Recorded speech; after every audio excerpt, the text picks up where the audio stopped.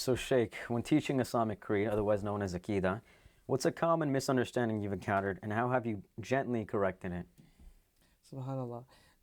This has been a challenge in our time. I want to acknowledge that. And despite the many different answers that can be given, just to zoom in on one of the common misconceptions people have when it comes to tawakkul and tawakkul. It's from the same root letter. You have tawakkul and tawakkul.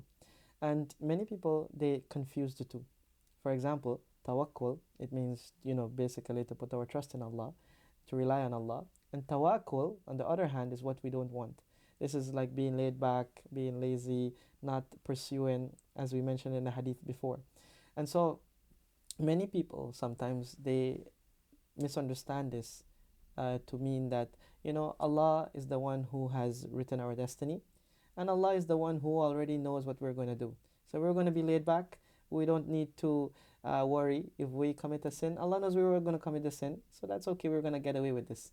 But a lot of times they think, okay, my risk and sustenance has already been written, and whatever happens. If I get it, I get it. If I don't get it, I don't get it. And so it creates a type of careless mindset sometimes, and this is very dangerous sometimes. But the reality is, Allah subhanahu wa ta'ala, He has provided and He has written our sustenance. And also, our destiny has already been written as well. But at the same time, what we do within the process is very important. And if we stay back and we just think that I'm going to stay home, I'm sure, what type of a, let's say, car do you want? What type of a car do you ever dream of having? Oh, me?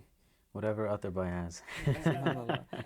I would say, let's say for example, you want a special car. Mm-hmm. And in order to get the car, you have to work, you have to save your money, you have to constantly be on a budget if you want to really get a nice car. A lot of people will say, okay, well, you know what? The car is going to come. I will just sit back and relax. And they have this mindset. But what I have to gently correct them at times is that it's not only uh, uh, being reluctant as well, but tying your camel.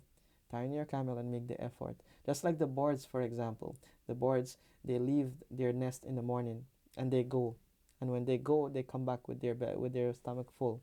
How does that happen? If they don't make the effort to go, then how are they going to be sustained?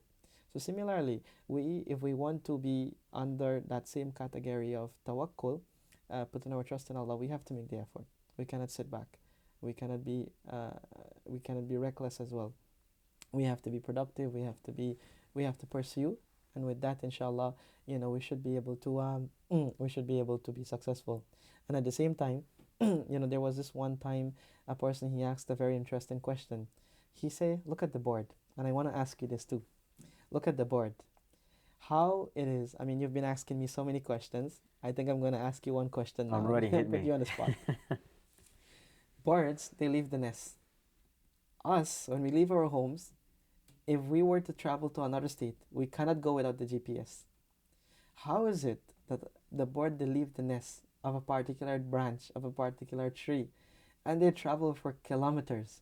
They travel far, and yet still they would still return back home with food for their young ones if they have in the nest. They would still find their nest without any GPS, without any direction or anything.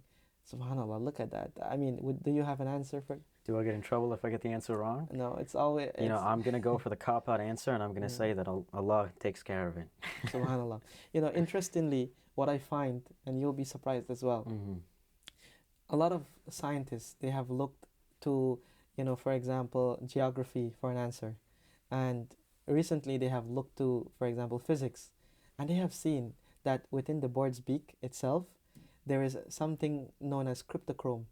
And this type of protein within the bird's beak, it is made up of a lot of electrons. And together with the Earth's magnetic field on the outside, it interferes with, and it affects the electrons within this protein.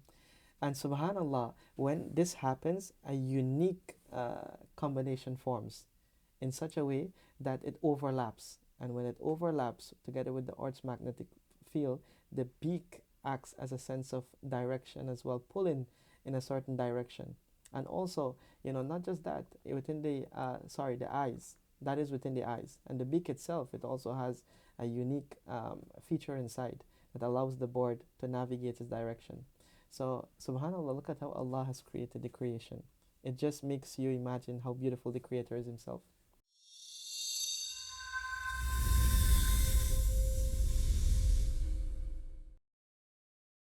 Okay, Sheikh, so I'm going to hit you with some quick rapid fire round questions. You ready for me? I think I am. Okay, perfect. Coffee or tea? Tea. Tea. Reading or teaching? Teaching. Favorite study time, Fajr or Isha? Fajr. Quiet evening or a loud social gathering? Quiet evening. Window seat or aisle? Window seat for sure. Come on, man, you got to get bathroom access.